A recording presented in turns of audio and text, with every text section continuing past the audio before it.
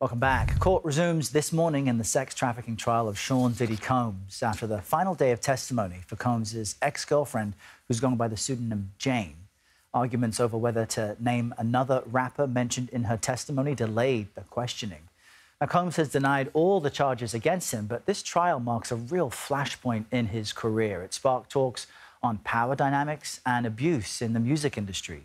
Radio host and pop culture expert Lamar Dawson joins me now in Studio 57 to talk about the trial's impact. Lamar, great to have you to discuss this because Sean Combs' influence on hip-hop music and pop music specifically is really undeniable. Help us understand what his brand image was. Totally. And how some of the testimony has really unwoven some of that. Totally, absolutely. Even though his label is called Bad Boy, he was not seen as a bad boy in music. He's charisma over controversy. He's shiny suits over street violence. When you think about his legacy, he was someone who really took hip-hop from that gritty early 90s sound to bring it more glamorous. He sold joy. He sold aspiration. He sold luxury, if you will. And when you think about the artists that he brought to us, too, he pioneered a whole new category with Mary J. Blige, hip-hop soul, which she's the queen of. But, of course, you're thinking of Faith Evans, 112, Total, of course, Mace, B.I.G. These are artists that brought in joy and luxury and, like, having a good time. So his image was not a bad boy, if you will, up until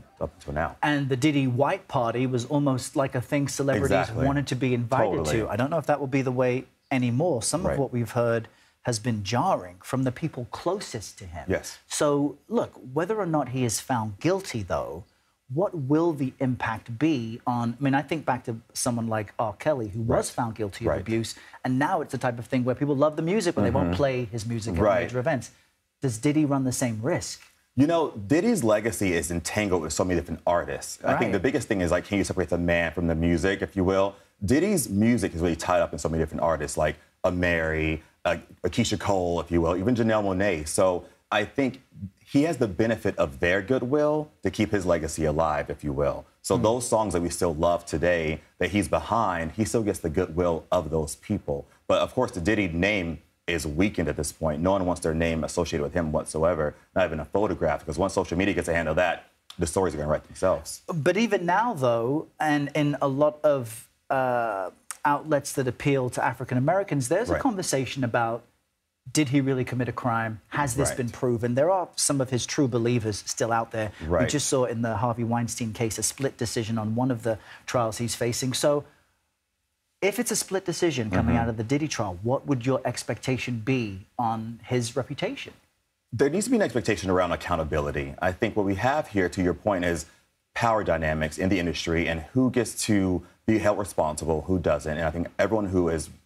We've seen footage. We've seen the footage of the cast, and we've seen everything. There's no going back from that. That is guilt right there. So you can't put that back into the box. So how do you hold someone accountable for that? That needs to be discussed. And likely is being discussed in a lot of households and just shops around the country. But then you can't erase it and separate it and go, oh, well, it's over. That was, you know, when it was done. But, like, how do you go on from there? Lamar Dawson, great to have you here on this really important topic. Yeah, anytime. Thanks for your time.